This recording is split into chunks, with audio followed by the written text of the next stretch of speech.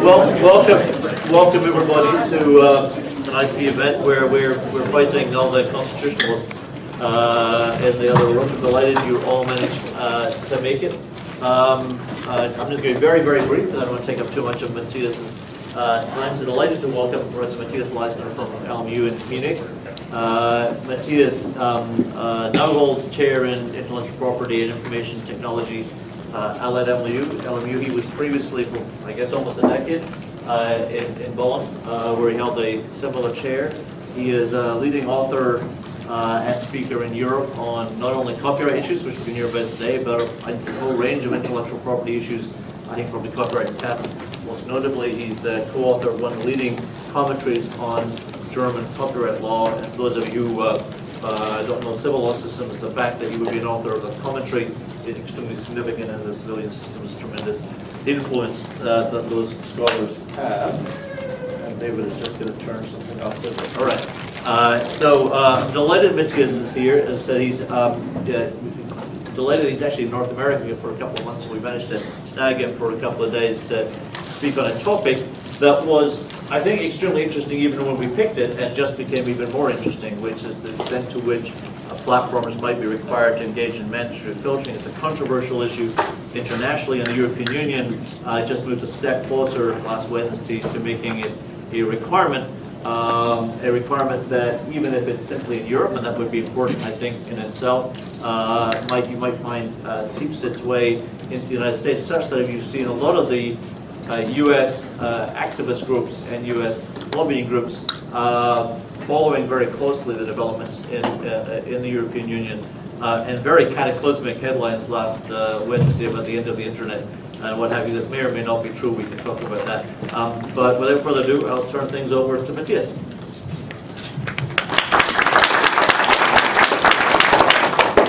Well, thanks very much, Graham. Thanks very much, Ed, for having me here. It really is a great pleasure to speak to you and in particular discuss with you the most recent developments in internet regulatory copyright in Europe. And thanks so much for showing up. Last time I was here was for an A-Trip conference in 2012. A lot of things have changed here in this country. It seemed the only constant is Rahm Emanuel, and then in Berkeley I learned he even isn't. But even this is about to change. And thanks for showing up because of the Constitutional Day talk in particular. If it had been my choice, I would have been going to the Constitutional Law talk, as of course we very closely followed in Europe the Neil Gorsuch election and the discussions about Kavanaugh. So let's see what comes out of that. I'm very interested. And many would claim that my today's topic is also partly related to these issues, as it might actually be in the future about what and what not we can access on the internet, what we can discuss on the internet. Although, of course, it is in the very specific realm of copyright, which might make a difference and might lead to different possible avenues to compromise, which are less controversial and less harmful for free speech on the internet. And I would like to proceed as follows. I would like to go briefly through the basics of European copyright law with you, because some undergrads might be in the room who are interested in the basic working of the European system. Please don't hesitate to ask any question, even in between. I'm prepared for that. And if it's helpful for the understanding, it might be helpful for your colleagues as well. And then I'll tell you the news of 12 September, actually, the position of the European Parliament on the Digital Single Market Copyright Directive proposal, which indeed might arguably lead to upload filters and also some other fun which the European Parliament has put in, such as newspaper publishers' right on the internet and some other stuff which indeed is very controversially discussed. My main topic will then be the question of whether these so-called upload filters or proactive measures of internet platforms are indeed so new in Europe. So the essential question will be, how hot are the news? Since I will try to make the case that case law and practice in Europe under the current notice and takedown procedure has developed into a set of rather proactive, intensive filtering duties anyway. So it isn't so much news what's going on in legislation here, but instead we are in a situation in Europe already which might be characterized as e-commerce plus, a little bit comparable to the discussions on DMCA agreements plus in this country. And when we've discussed this, I would like to open the Zoom a little bit and ask what it really means for the large platforms such as YouTube, Flickr, and the like, and for the smaller size newcomers to the market and copyright regulation. And in that regard, I would also like to discuss some possible alternatives from my point of view, which might lead to more balanced solutions. So let's have a look at the European basics. What you have to understand at the outset is that copyright on the European level isn't unified but only harmonized. That is done by so-called directives, which however are on principle addressed to the member states, and then will have to be implemented by the member states in separate statutes or statutory instruments. That might encompass full harmonization, leaving no leeway for the member states to aberrate from the European Union's regulation, but it might also result in only partial harmonization, where some leeway for the member states to specify certain areas which are left open by the directives remain. And of course, that leads to a situation where the goal of a unified market often argues in favor of full harmonization. So some of the case law of the CGEU and copyright is not only explained by balancing genuine copyright objectives, but it might also be explained by the objective to achieve a unitary market and full harmonization, which might distort some of the policy choices. We'll come back to this shortly. And how will these statutes and statutory instruments be interpreted and construed? This will be done mainly by the case law of the member states courts, remarkably. And then the link to the European Union level is the reference procedure to the CGU, so the member states courts can refer a question in the framework of the reference procedure to the CGU, who will then answer to that question. Typically, this is done by the member states' highest courts. So the German Federal Court of Justice has a remarkable influence here as one of the main referencing courts. But also lower courts can do it, sometimes thus circumventing their own national high courts and getting new solutions carried out on the European level, effectively gaming the system and circumventing their own national court. And how does that work specifically in copyright law? So as far as our topic goes, what's interesting is, first, Article 3 of the Information Society Directive of 2001.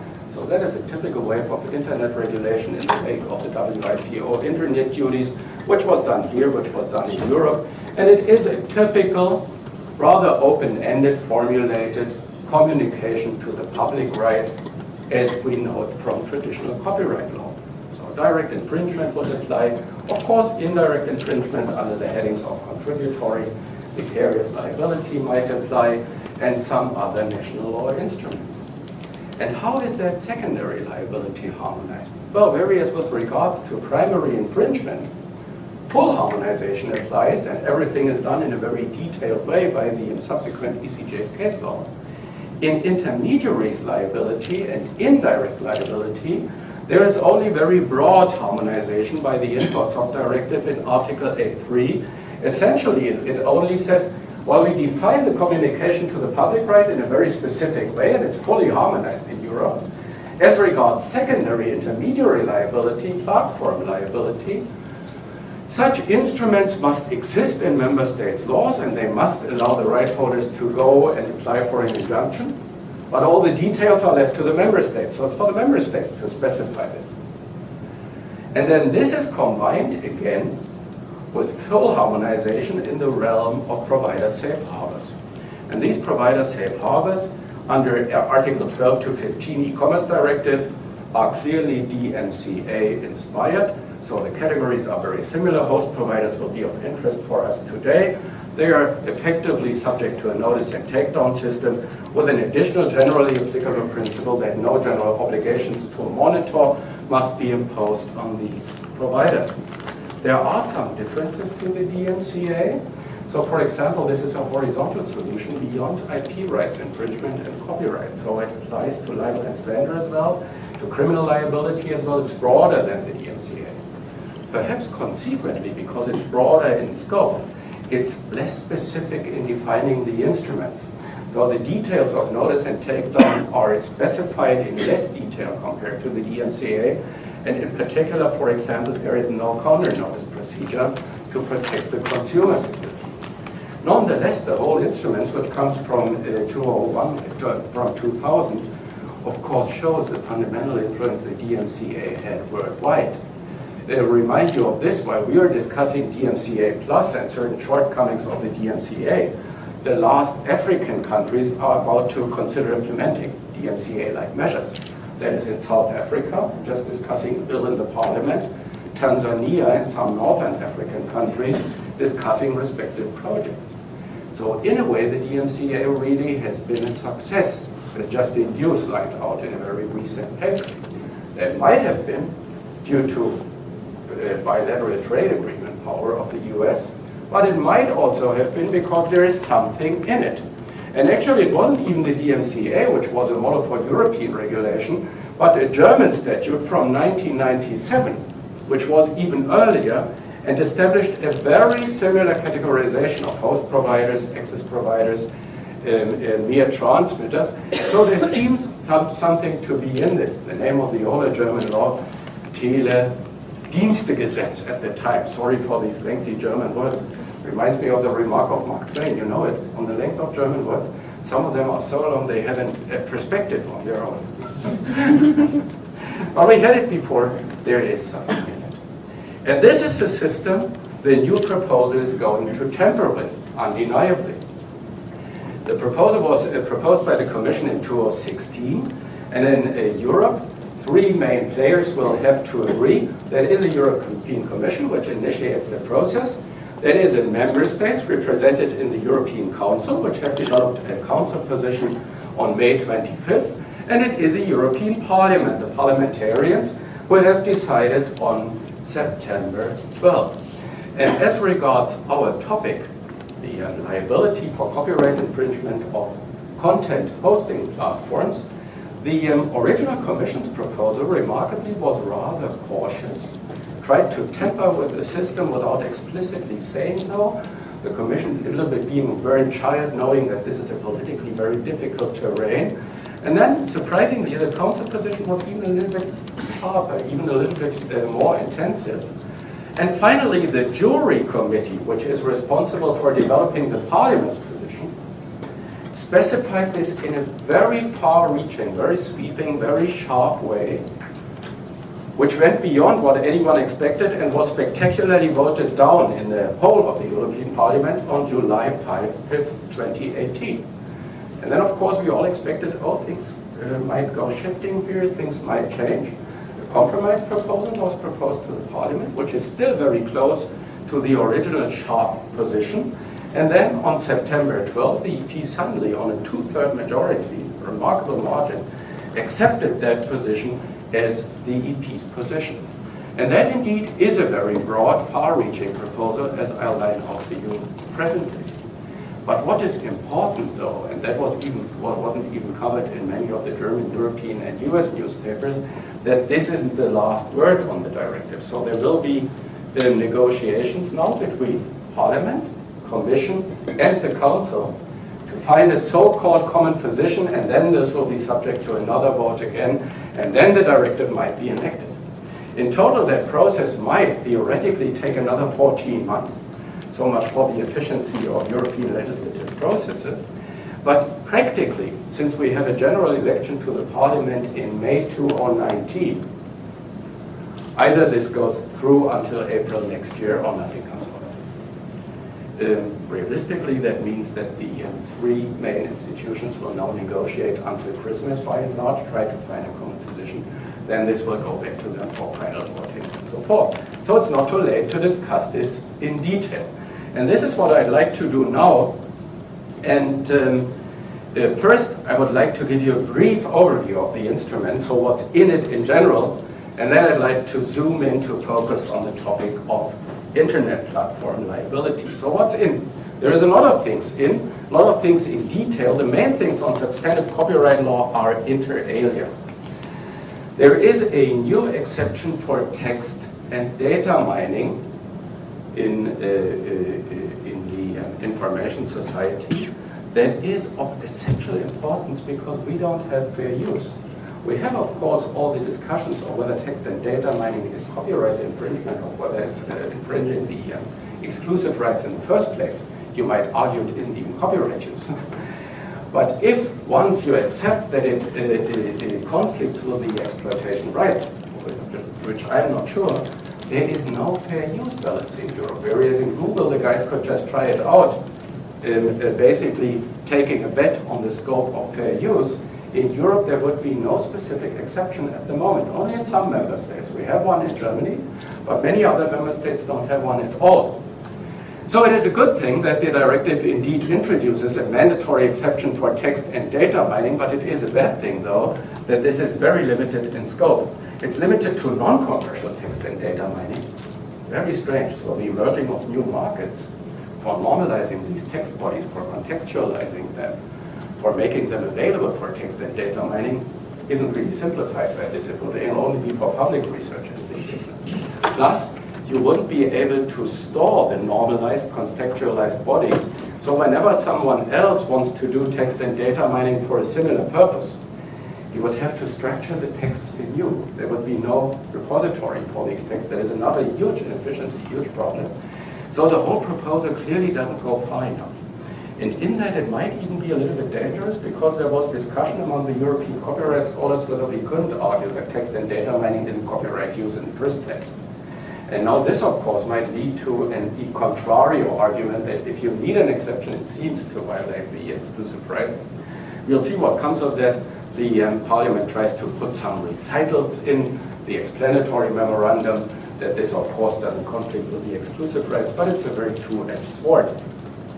And then the second thing, which was very controversially discussed, is a new exclusive rights for the press publishers, which is directly targeted against Google News and other news aggregators. Actually, this is not good news. When I tried to explain that to my daughter back in Germany in WhatsApp, and if she was able to understand it at the age of 11, what she would send me as a response, the responses are categorically brief and short, would be this. Actually, Spain has tried to introduce a remuneration. Germany has tried to introduce an exclusive rights. None of these attempts has worked. They have had counterproductive effects in the markets. They are needed in the first place. We can elaborate in this in Q&A. I think there is no serious copyright scholar in Europe who would be in favor of this. It is in some ways an amazing example of industry capture. And it is really surprising that it's still in. It's in all the positions now. It might indeed come. We might discuss some policy reasons for this later on. But let me say this. This is not a model for the world. This is not a good thing to do. We might still hope that it goes out. I'm not sure. But this is not good news from Europe. What needs a more differentiated perspective, although from my point of view, is a new Article 13 on liability of online content sharing providers. The first question to ask, of course, would be, what are these ominous online content sharing service providers? I would call them content platforms now. Well, the examples in point would be YouTube, but also platforms such as Flickr, Instagram, and the like. That is, platforms which mainly present copyright-protected content to an interested public. What is the definition in the directive? It must be a provider, one of the main purposes of which is to store and give access to the public to a significant amount, so there is a certain lower threshold here, of copyright-protected works uploaded by its users, and then the crucial element of the definition, which the service optimizes and promotes for profit-making purposes. That means structuring. That means generating playlists for users. That means compartmentalizing it, categorizing it, and so forth. Actually, as we will see shortly, this isn't so far from what the CDU already tried to do, to differentiate a little bit and say that those platforms which aren't really about being an intermediary, but are rather about a content service competing to normal exploitation of the work, presenting the works to the users in a way which addresses an interested, receptive public. That might be a differentiation which might make sense, but then some of these elements should rather be in. So probably it would have to say that this is a service which specifically targets a content-receptive public by which it competes with normal use legitimate interests of the right holders, these qualifications aren't in. And that's why now a number of carve-outs are in. And that was part of the political compromise. So some of these carve-outs are new, and that's why the European Parliament was now prepared to accept it. So of course there was a huge discussion on small and medium-sized enterprises. So people said, well, this is no problem for the big ones. Google, which has Content ID in place, developed for billions of dollars anyway. Flickr, Instagram, which might do it on the yearly turnover, it might be a problem for the small guys, in particular the newcomers to the markets, thus even cementing, strengthening the market position of the big guys. That is why now micro enterprises and so-called small-sized enterprises are explicitly carved out. So what is a medium-sized enterprise? I have to look for this. Employment fewer than 50 persons, and annual balance sheet total does not exceed 10 million. That is no problem. They are all in minus. But the annual turnover mustn't be over 10 million either. That, of course, would be passed by rather soon. So they might have made this a little bit different, but at least they've carved out the small guys. So there isn't really a problem with the small guys anymore. There is, of course, a problem with the general definition. So, for example, they now had to take out Wikipedia and other online encyclopedia, educational or scientific repositories, certain cloud service, and also online marketplaces, because think of the definition. With that definition, an online marketplace for physical goods might have been in. This is a service. The main purpose is to store and give access to the public significant amount of copyright protected works. One might say, well, it is accessory to the intermediary function, but still one of their purposes is using a lot of photos, which of course are copyright protected. And then, of course, this is structured and optimized, and this is in the framework of a commercial activity. So since this qualifying element of targeting a receptive public, specifically respective for the copyright protected work, isn't in, online marketplaces had to be taken out explicitly as a negative case example. This is bad regulatory technique, but it might still make sense. It essentially leaves us with content sharing platforms such as YouTube, Flickr, and Instagram. And how will these be regulated in the future if that proposal came through? Well, first, it is clarified specifically that such services indeed perform an act of communication to the public. So they are treated as primary infringers of the communication to the public right, consequently needing a license. They will have to be licensed through. Now that is a given. Don't know why you have to say that explicitly, but there is something in which I like a lot and which might be a building block for future online copyright law, and that is that any such license, if we needed them, must also mandatorily cover the liability of non-commercial uploading users. And that is really new. That is a good thing.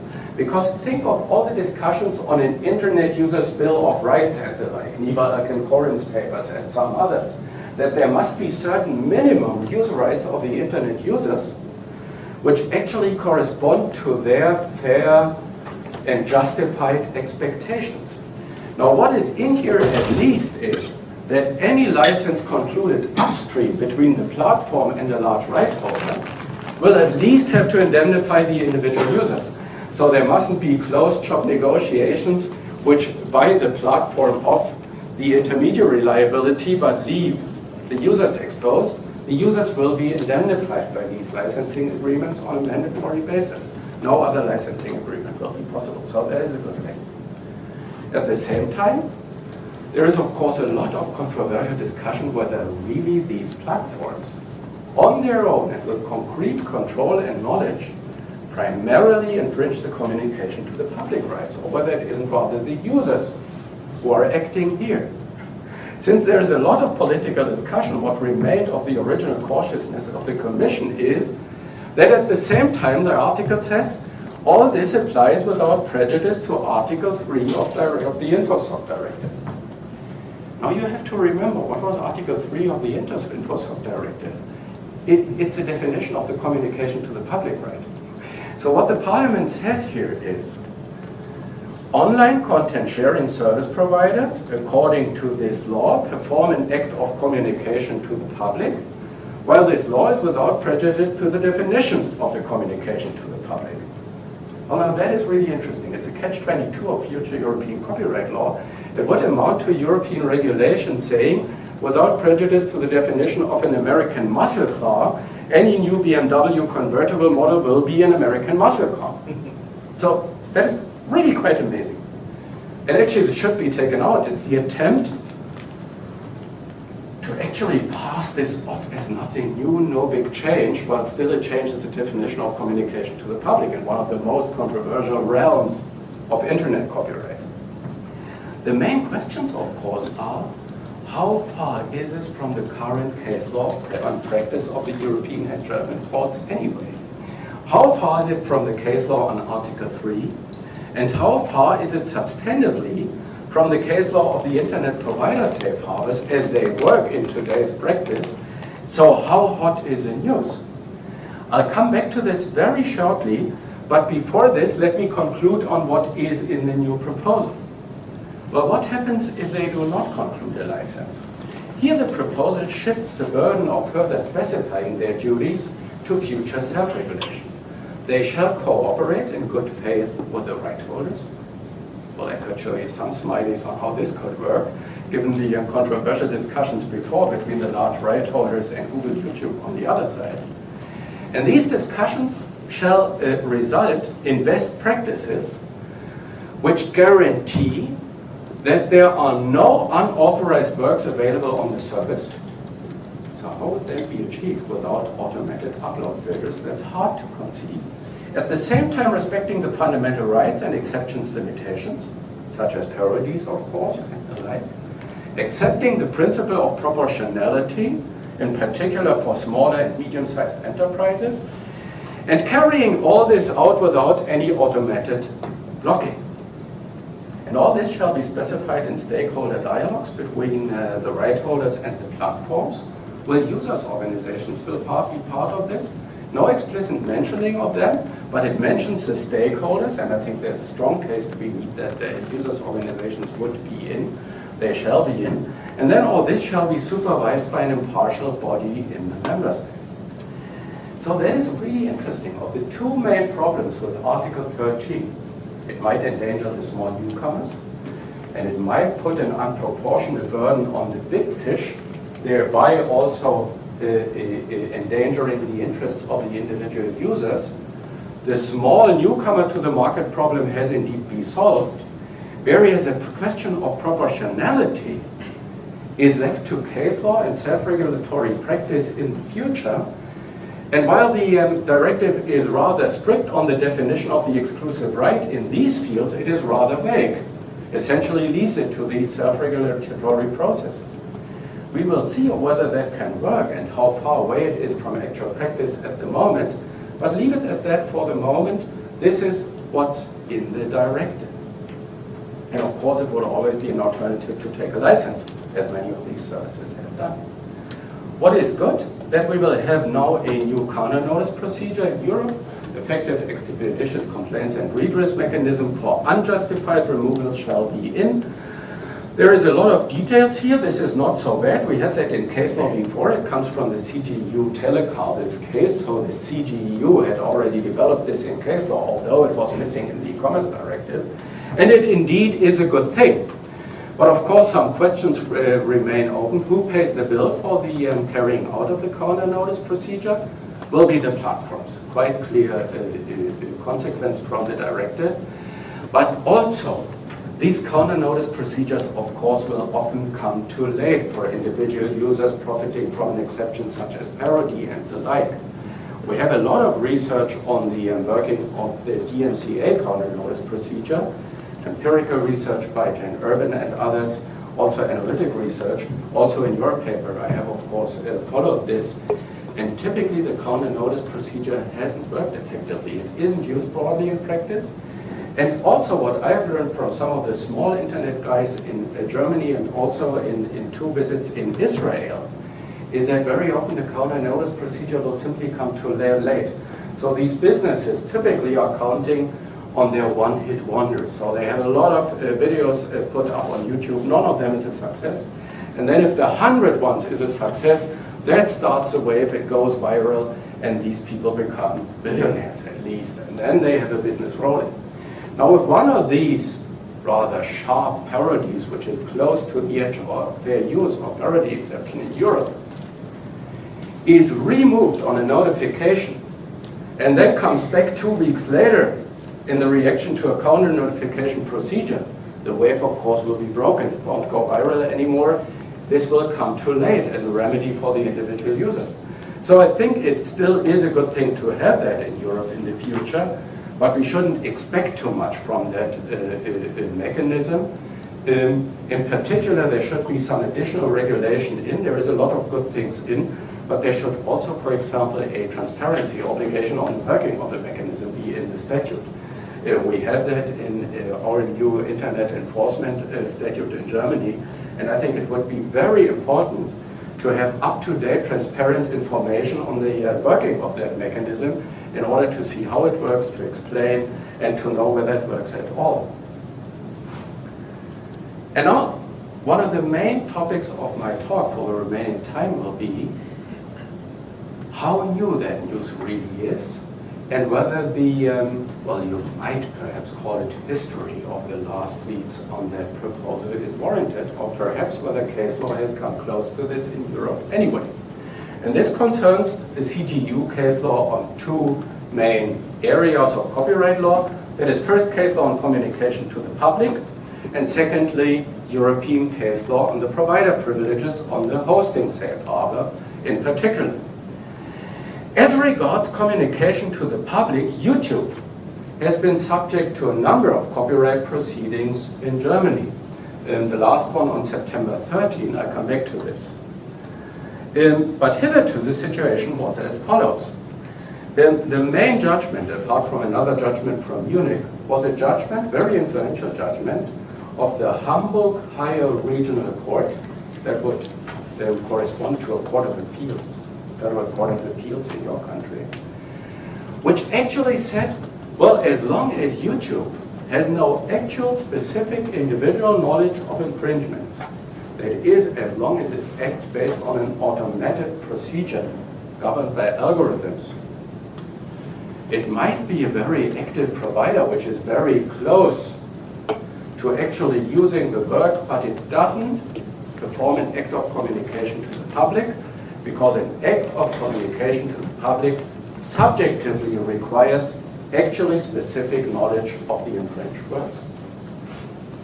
At the same time, the court conceded that YouTube, in using these works, presenting them to the public in a very structured way, even developing these playlists for registered users, acted very close to a typical exploitation of the subject matter as such.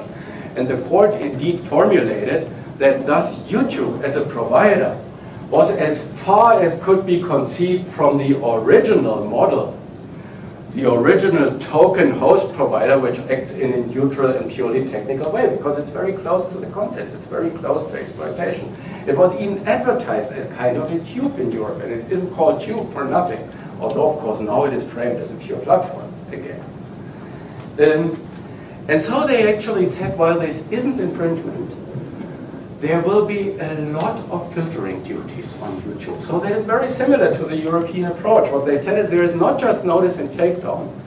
Also for similar infringements, which once were notified, a particular song and the like, there will be filtering to prevent future infringement. So there will be a stay down requirement.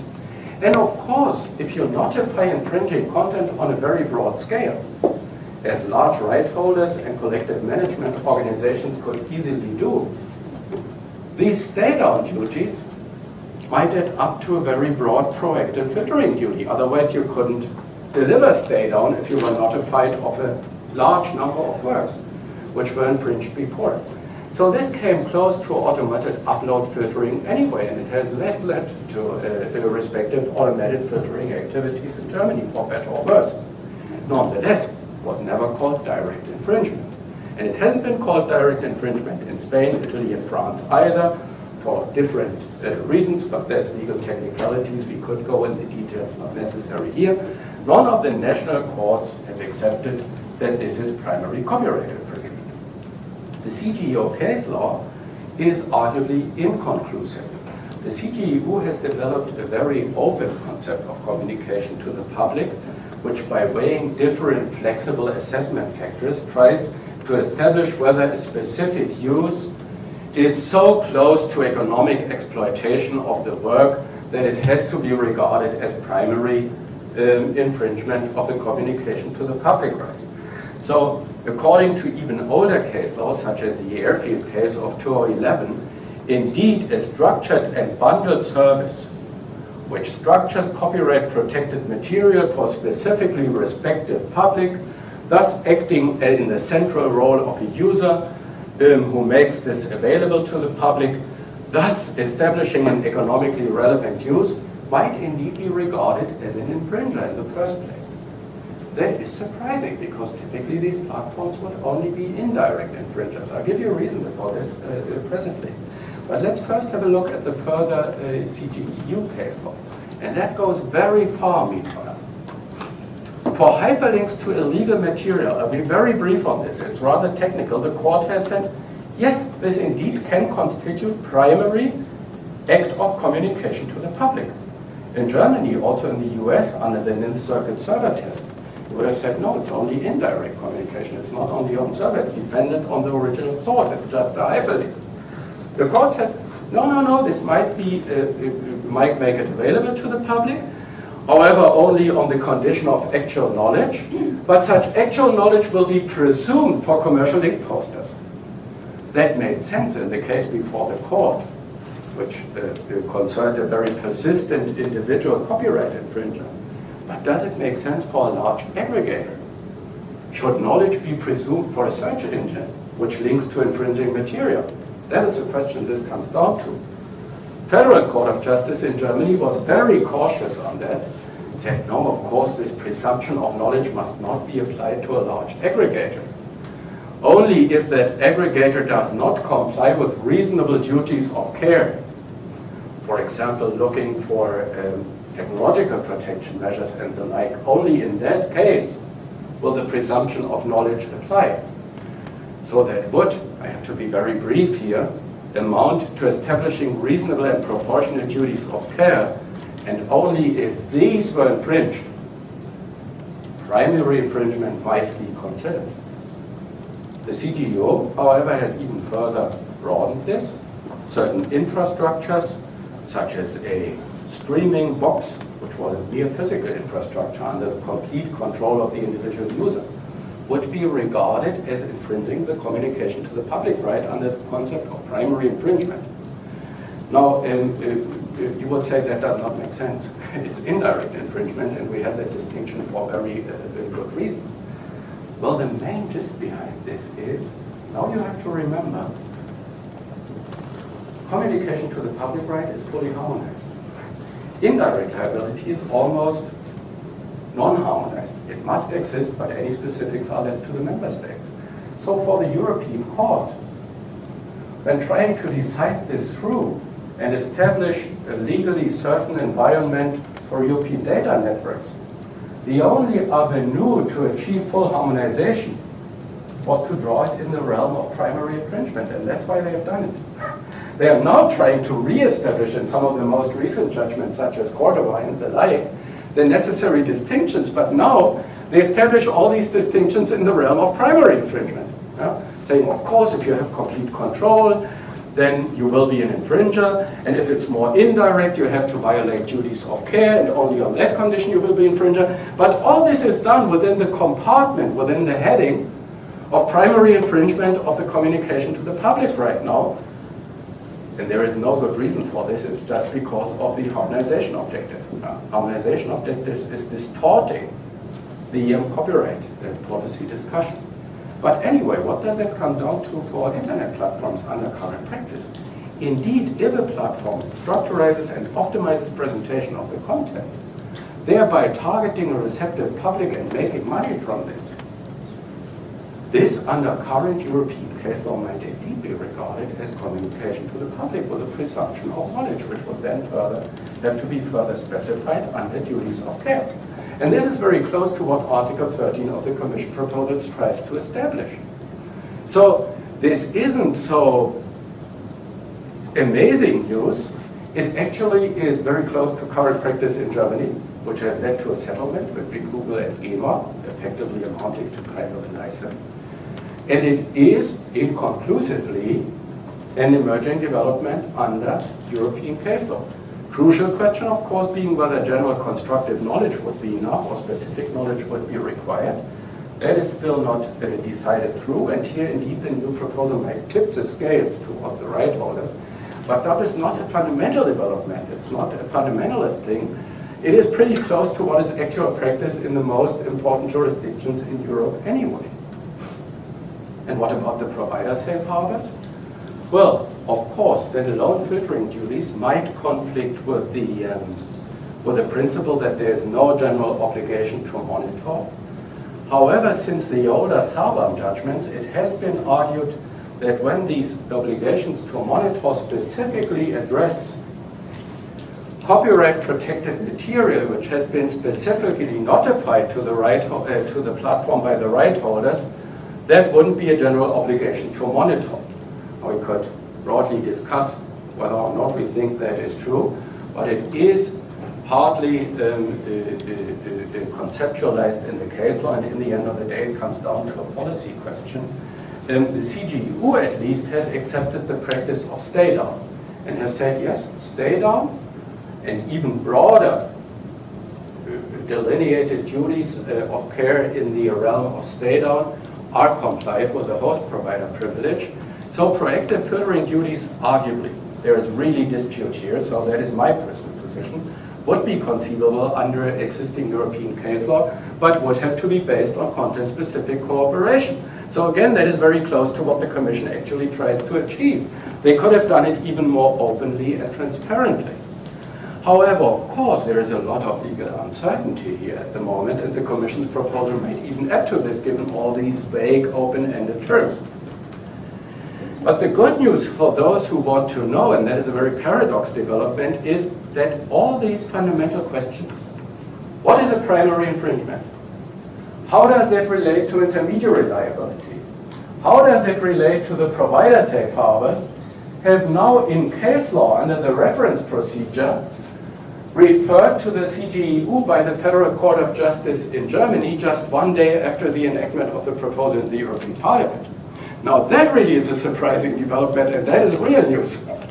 While the Commission is discussing since 2 years how to do it, what to do it, and whether they can dare to do something, in case law, actually the development is overtaking legislation.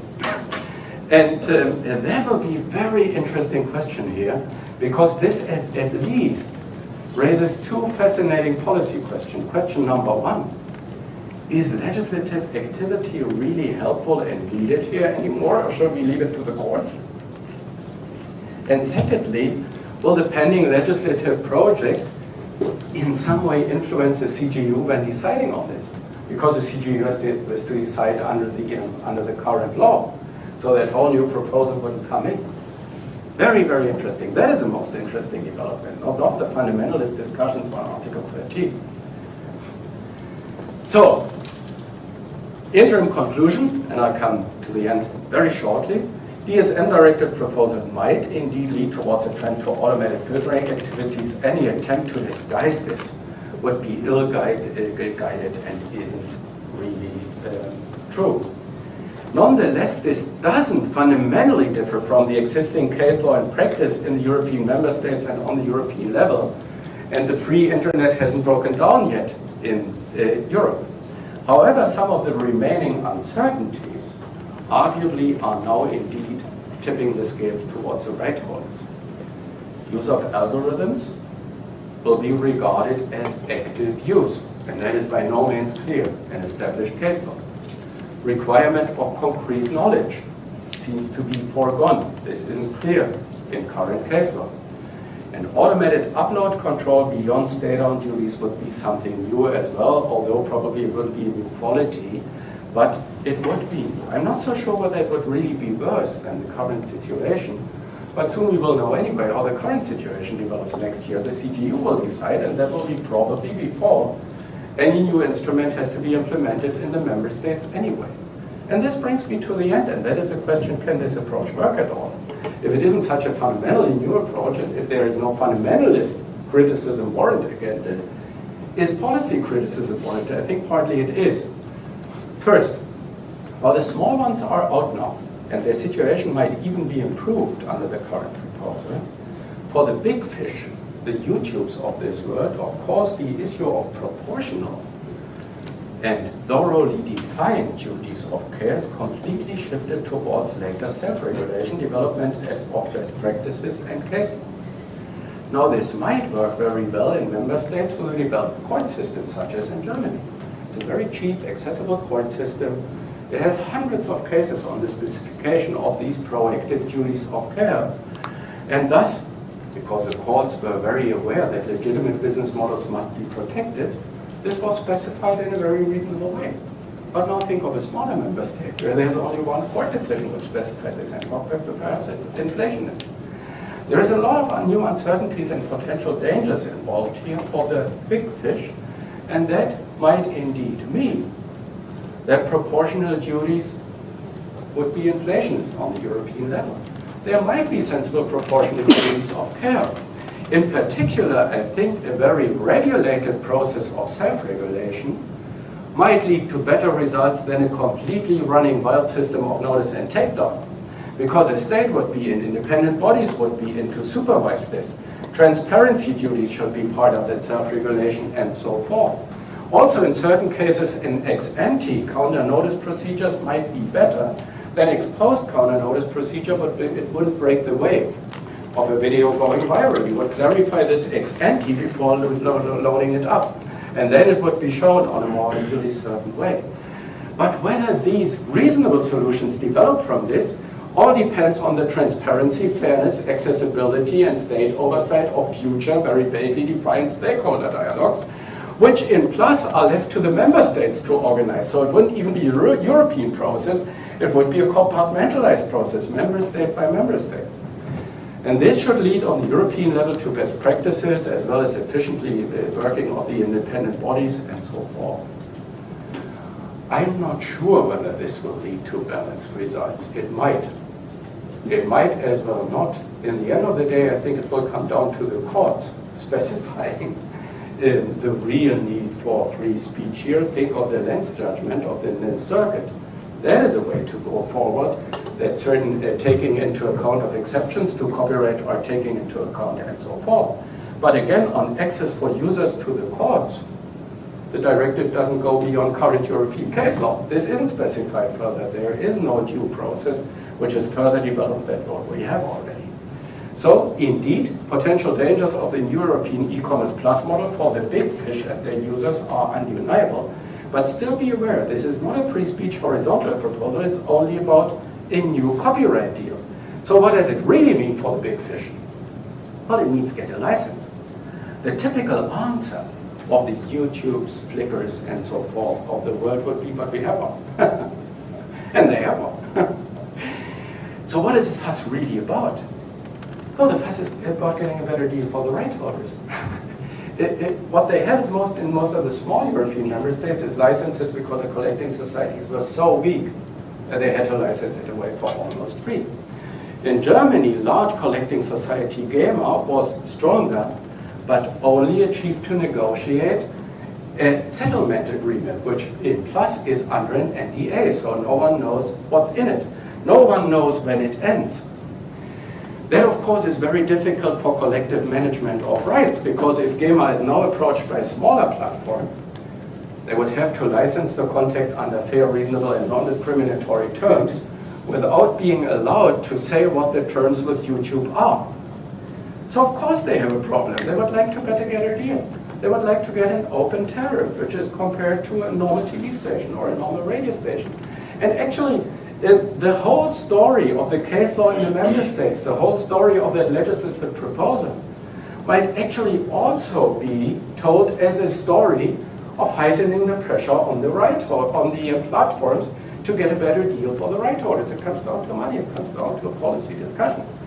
And what seems to get lost here is the interests of the individual users. Okay, there is some safeguards in. Licenses must indemnify them in the future. That is a good thing. Counter notice mechanism will be introduced in Europe in the future. That is a good thing, but it will be hardly efficient. It isn't enough to balance this out. And the crucial question would be to what part stakeholders and independent bodies are really also the user stakeholders and users independent bodies to streamline the process of future self-regulation of these best practices. If that were the case and were guaranteed in the European member states, that might be not such a bad regulation. Would be a good building block for further specifying the things. Might be better than secret specification of DMCA plus measures in the framework of notice and takedown agreements between large right holders and the platforms. But of course there is too little guarantees of that in the current proposal. Here this would have to be approved substantively, otherwise let's rather stick with the case law. And this brings me to the end. Clearly, no horizontal liability solution will be possible in the future because in copyright law we have a lot of more promising avenues to compromise. So I think indeed we need a copyright specific solution. I'm not sure whether the current proposal makes so much sense.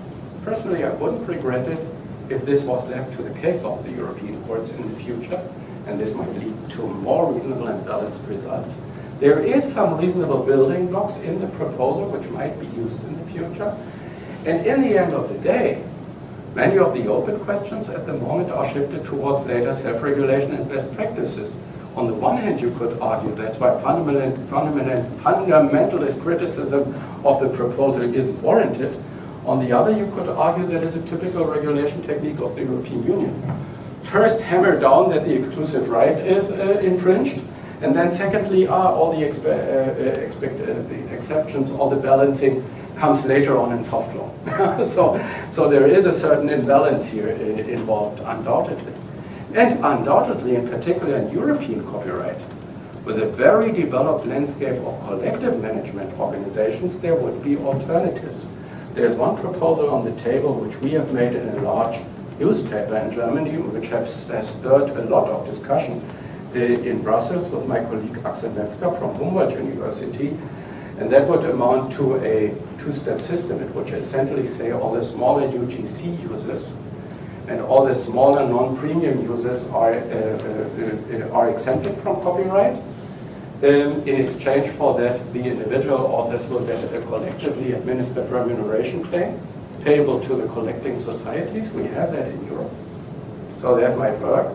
And above that threshold, for genuine content services, such as a paid-for YouTube service, for example, YouTube Red, there would be exclusive use, but balanced out by carefully defined compulsory licenses and other possibilities to actually further licensing in that realm. So everyone has criticized this. The platforms have criticized, right holders have, IFPI has criticized it.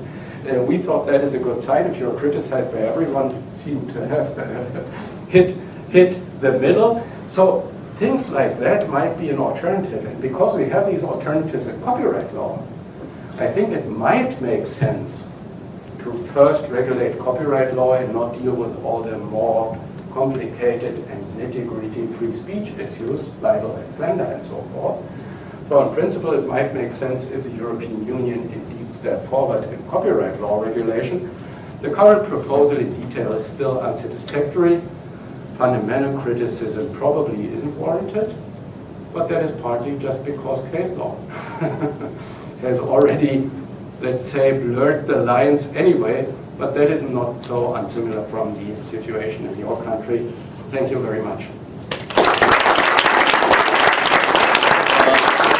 I've got a couple of questions for you, others might have. First of all, so Matthias is sitting to stay for a few questions if people want to answer. I know there's so much.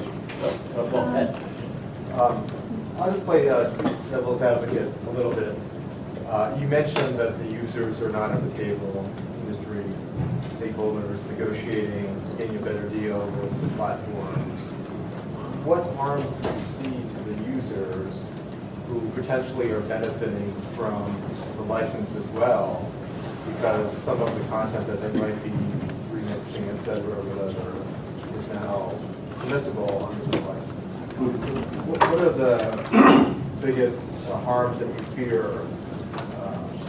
might occur to the users who are not represented at the table? in the future if that thing were enacted? Yes. Yeah. Well, first, indeed, under the current situations, most of the users don't have a problem. So the current situation, if there is any need of change perceived, it is probably because of the policy issue to get the right holders a better deal. Having said this, whether we need this or not is a policy question. We won't be able to answer that at the end of the day. It's a political question. So what will be the future?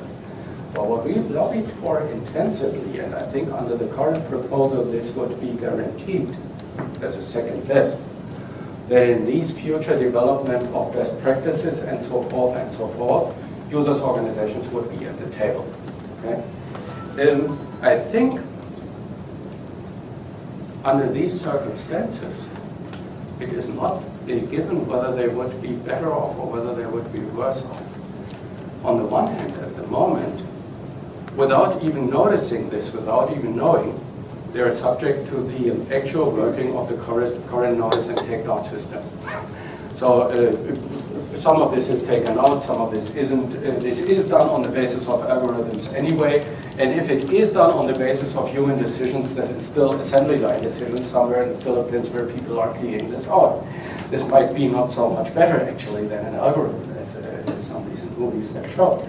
So in an ideal world, such self-regulation processes, even supervised by governmental independent bodies, might add transparency to the process, might give the users' organizations a real say in it, and might then lead to balanced best practices that is, from my point of view, in the future, probably algorithms, which would take parody, fair use, and so forth, more intensively into account as they do now, at the same time getting the right holders a better deal. So I think my answer, when you boil this down, would be, if we don't think right holders have to get a better deal at all, we can leave it as it is. If there is a political feeling that right holders should get a better deal, and this is also be a little bit characterized by the collective management landscape in Europe, because the individual large right holders could get a good deal anyway. But if we have the feeling that the individual authors, the copyright holders, which get the money from collective administration, should get a better deal, then whether this in the end is at the expense of the users would depend on whether these processes actually work transparently, accessible, and efficiently. And in that regard, I would share certain skepticism. So what are the controls of these processes really? It's antitrust. That is not a sharp sword. Then it's all these provisions in here, which are a little bit the whistling in the woods. All these processes will have to take into account this and that and so forth. But then there will be an independent body, let's say in Poland, which further specifies this, guided by the rather distant European Commission in Brussels. So whether this could really work, I don't know. It might be a first step towards self-regulation on the web. Europe taking the first step. There's people like Timothy Garton-Ash from Oxford which are lobbying it as a future solution. But actually, our past experience with self-regulation in Europe aren't so hopeful. That's why in the end of the day, when I look into this, I think the world wouldn't go under. It's a little bit overestimated. As always, it's lobbying, it's hysteric. But if it wouldn't come at all, it would not make so much of a difference. Thank you for the presentation. So, as I understand, it will have a great impact globally, because if, for example, YouTube will create the algorithm, so it won't be only created for the Europe, but for the US and the rest of the world, right? So how do you see can it be regulated internationally? For example, this was created, this regulation or directive, only for in the European Union, and I feel like it's unfair for the US citizens, for example. But so if I follow the same rules and regulations, right, and how can it be regulated? That is an excellent question. I really like that question because it comes down to some of my more fundamental thoughts on this. First, what I like about the proposal in a way, and that also corresponds to the recent enactment of the GDPR, that finally Europe is putting its foot down. So the GDPR is really stirring the people in the Bay Area. They have to deal with that in some way. California is considering similar regulation to a certain extent. There's a lot of shortcomings to the GDPR, and there's a lot of good things in it, such as portability of personal data. There's a lot of bad things in it, such as the principle of prior informed consent, which won't work in the future anyway. But what I like is that Europe at least tries to put its foot down and to take a part in, let's say, collaborative regulation of the web. So how realistic is it to have international legislation or initiatives on that? I think it's completely unrealistic. Who could do it in the first place? Might be WIPO. WIPO, since the enactment of the Internet Treaties in '96, is effectively deadlocked. What they are doing is discussing a broadcaster's right since 22 years, is discussing certain new exceptions in the standing committee, and at the moment, as I've heard, a new right for theater directors because the Russians have proposed it and think that is important and so forth. So what that shows is in so many of these international trade processes, politically, for better or worse, we are no longer in a position to negotiate these international compromises. It isn't simplified by all these funny politicians coming up in very many countries, not just here. And for the moment being, it is simply not realistic that on a global scale we have regulation on this. And even if it were realistic among us, let's say, in the Atlantic Partnership, what would make the Chinese of it? It's another billion people who have a completely different approach, at least from their central government, towards internet regulation, and which wouldn't be part of this. So what is the answer here? I've really thought about this a lot, and I would recommend the book of Timothy Garton-Ash, the 10 Principles of Free Speech on the Internet, or similarly. What he advocates indeed is either self-regulation, emancipation of the users. In that regard, this would be an interesting experimentary lab. We'd say whether that works. Might or might not. If it wouldn't, then we would know what doesn't work for organizing the users. Second thing he at least mentions is that there might be such a thing as collaborative regulation in the future. So for example, the Bay Area doing the innovation, Europe doing part of the regulation due to some first principles. I would like that idea. Finding middle ways in a way of mutually corresponding legislative initiatives. And finally, again, history isn't warranted at all. You said if they put up these automated robots, then they will have to apply them everywhere and so forth. But they have them anyway. They have them. How to monetize this content? It is monetized on the basis of automated robots, so you would just reapply them, you would readjust them. And if they were readjusted in a rather reasonable way, I wouldn't have a problem with that. I'm not sure whether this will lead to a reasonable way. But it isn't that we haven't filtering at the moment. Think beyond copyright law. They get hundreds of beheading videos each day, and they filter it out. I don't know whether it's a good thing to filter it out, so we don't see beheading videos anymore, although they are uploaded in hundreds each day. But it isn't that this is an unfiltered net anymore. It isn't anyway, and so it might be good to be transparent about it. But whether this will lead to that result, I'm still not sure. Yeah. It's sort of interesting, Matthias. I mean, I'm sort of with you and maybe with Dansgaard being more sympathetic. It's horribly drafted. I mean, it's just a terrible instrument to try and read it, and they'd be better not doing it on the whole. But my question, two questions. One is, let's assume it did change the underlying statutory structure. Given that the Court of Justice has said this is largely going to be a balancing of the freedom of speech of users, freedom to conduct business, and IP rights, wouldn't the court get the same result as a matter of fundamental rights at the end of the day? Because that's ultimately shaped. That's the first one. And the second one seems to me the big sort of policy question here is, I agree with you, the filtering is going on. The key is to get transparency about how it's being applied and getting forms of redress where we can systematically prove that there's a problem. But in fact, if you look at a large chunk of the opposition, it was on the basis that there's an article of faith that is sort of cyber libertarian. which is that filtering is per se bad. And so you look at a lot of authors in Europe who would say that Article 50 of the e-commerce directive simply precludes filtering, and that's the big evil here. But once if you're not willing to buy the inherent evil of filtering, then it doesn't look quite so dramatic. Is that a fair sort of very sort of minimalist take on from two perspectives on the issue? Yes.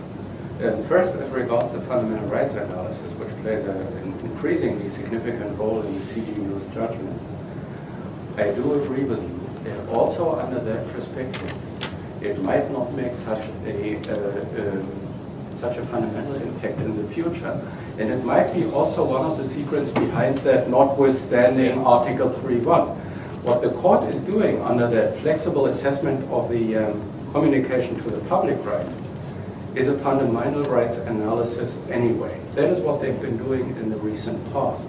Most lately in August in the Cordoba judgment, which we haven't really analyzed yet, and which will really bring us forward again. So what they say is on the one hand a technical argument, which comes very close to the server test of the Ninth Circuit, which is interesting, just coming 20 years later. And it basically says if you put it on the web from an own server, it will be a communication to the public.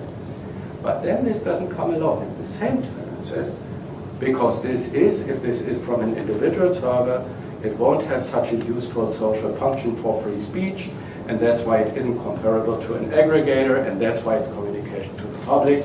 Balancing of fundamental rights is different here. And I like that one, because it gives the necessary flexibilities. Think of Google's image search. Google's image search technologically presents it from an own server. So under the server test, you would say it's communication to the public. And then you would have fair use, but we wouldn't. So under the new Cordoba judgment, if you just followed the technical avenue, you would have to say, the Google images come from the servers from Google, so that's why it's communication to the public. But then the fundamental rights analysis would come in as a normative corrective.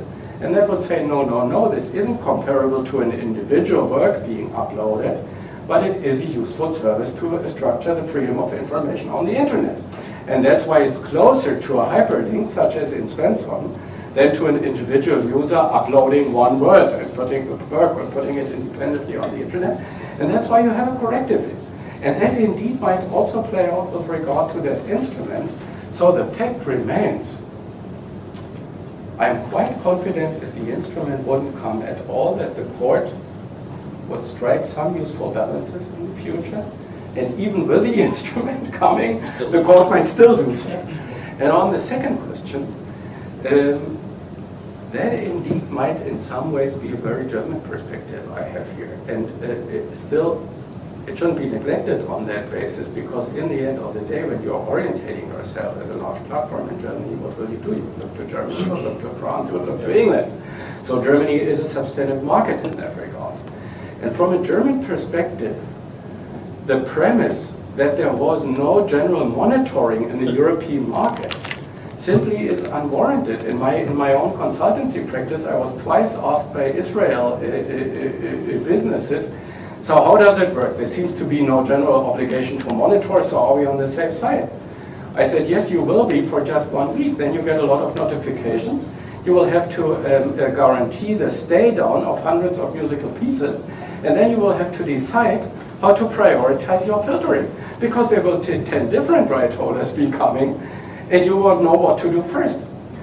Not to be negligent in that regard, and then ultimately not running into damages claims, possibly, because if persistently you wouldn't filter sufficiently, that might lead to contributor reliability by omission and so forth. So, in a way, the current situation, from my point of view, was even more dangerous, because if, as a startup business, you looked into the e-commerce directive, you thought, that is a good thing, that is very close to the DMCA, while the current practice in Germany wasn't anymore. And indeed, the current practice in Germany, even though it is very much specified by the courts, leads to a lot of open questions. It is not such a big problem for the big fish. They have content ID anyway, and so they would have to apply proactively. I don't know whether it's of much help, but it won't put them into serious problems either. It's not a problem for the small ones, because here the courts would be very sensitive about not closing down business models, but it is a problem for the middle ones. The middle ones will have to do something and they really don't know what to do to be legally certain. They won't be sure. For example, they won't be sure how to prioritize the notifications. They won't be sure what procedures to put in place and so forth. And it's very hard to actually, when you're consulting them, trying to help them in a way, to say what would you have to do to be legally certain. But it's best practices, which I feel the way Yeah, will that help? I mean, is it like, or is it too individualized? I mean, is the practices that you expect a small, mid-sized sharing platform provider who has a particular type of content different from the way you would expect prioritization to happen with someone else, so that it's sufficiently distinct that best practice is going to be so generic it's pointless? If it worked, which given the past practice for the moment being, I would doubt. But if it worked, I think it could help. I think it could be compartmentalized in a sufficient way. So for example, we just have very interesting cases on internet marketplaces. Because right holders are suing them because of the accessory use of the photographs, which is ridiculous, but under a new server test, it might be a problem. They're uploading. So if a best practice or even a statutory instrument itself for one set, a typical internet marketplace is pure aggregator will have to do nothing if no TDM are in place, that would be helpful and it can be compartmentalized. Also, I think some of the typical functions of the social networks could be compartmentalized and could indeed be negotiated. I just don't know whether these processes will work. Now, the only underlying hardcore law in the end of the day is antitrust law in these vague formulations. And whether that really will help, I don't know. We all feel that something will have to be done. And in the end of the day, it will be algorithms deciding, or it will be assembly line humans be deciding. So it's nice that it's in that humans decide. There is a brilliant movie from Germany, look it up on YouTube. It's called The Cleaners. It's a German director who for months and months did a research to look how Facebook cleans his web. And it is Philippine companies doing it with a lot of Philippine loan workers cleaning the web. And he wasn't even allowed to speak to the current employees, but to some past employees of these businesses. And that is really fascinating. So of course they can't possibly know what a parody is and tell it from it's too different around the world. And so if it worked, this might establish more transparent, but looking at the political process, how should that possibly work? Any more questions? You have the back.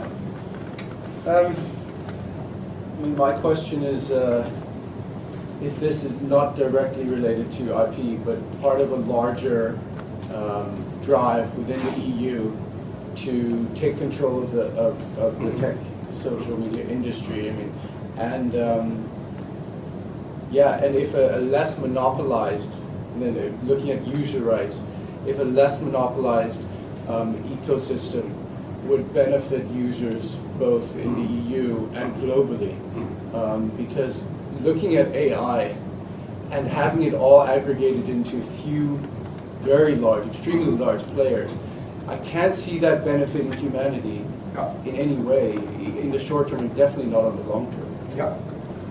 Well, first, this indeed is embedded in a larger process. This thing is very copyright specific, it doesn't go beyond. But look into Germany. Germany in the wake of the last general election, discussion on Russian influence and so forth, similar to here actually, enacted what is called the Internet Enforcement Law, which is directed against hate speech and so forth. This very much intensifies notice and takedown. Very time-efficient notice and takedown procedures can only be administered by robots, obviously. So very similar attempt. First question, why is Europe doing this? Also GDPR is in a larger realm. Why is Europe doing this? There might be a suspicion it's just part of trade regulation and trade tit for tat. You're damaging RBW, we will show you how we regulate your platforms. I've been very much involved in the process in Brussels in this year, and I'm quite much involved in the political processes in Germany. Personally, I don't think that's the case. It's really a genuinely European thing, whereas here you say, oh, there is a new thing and we have to leave that at liberty in the first place, and we see how it develops and then we'll regulate. In Europe, the feeling is, oh, there's an unregulated thing that is really a suspicious bunk. We have to do something. So this really goes down to very first principles things. It isn't trade tit for tat. At least I've never felt that, although I've heard the discussion here a lot. So secondly, since I think your question is very justified, think of AI.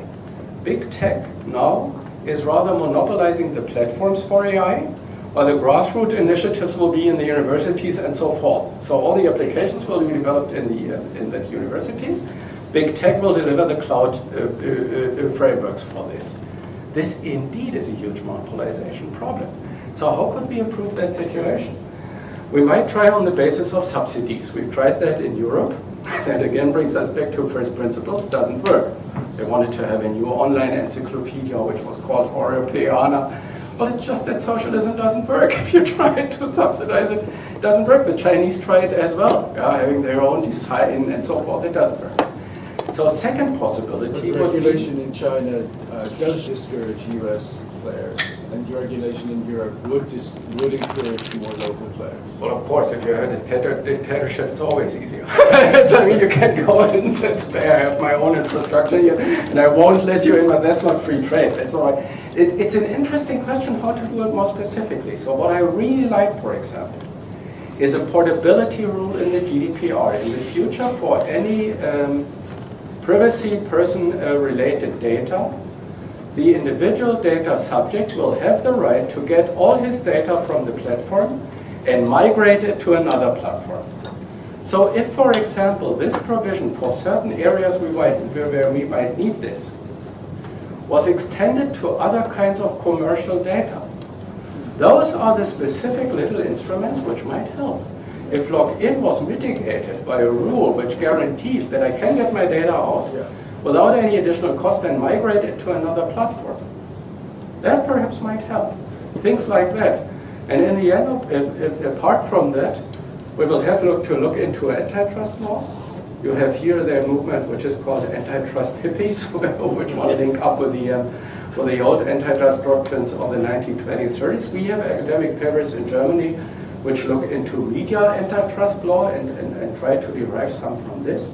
We have ongoing proceedings in the Federal Competition Office in Germany and Bundeskartellamt against Facebook, whether Facebook is abusing its dominant position by imposing on the users terms which aren't fair in regard to privacy and other issues. But this will be very hard. I'm not so sure how powerful they really are. So I'm not an antitrust hippie. I'm really not sure. And I'm also not sure whether there's really a causal link or the users accept it just because they don't care. and so, but this is the instruments. Antitrust law might be discussed.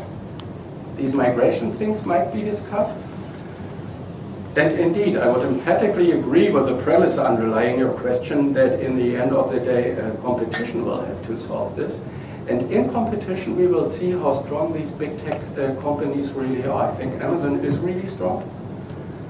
Google essentially still has an advertisement-based model. And it has transaction data, it's just search data. So we will have to see how strong they are in the future.